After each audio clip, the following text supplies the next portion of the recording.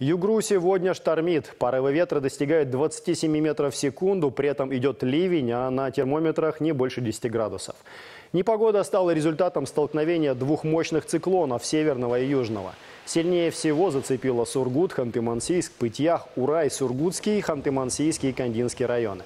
Деревья в городах Югры не выдерживают порывы ветра. Страдают не только тонкие ветки, но и стволы. К примеру, в Ханты-Мансийский горсвет поступило несколько звонков от жителей с сообщениями о падении деревьев на линии электропередач.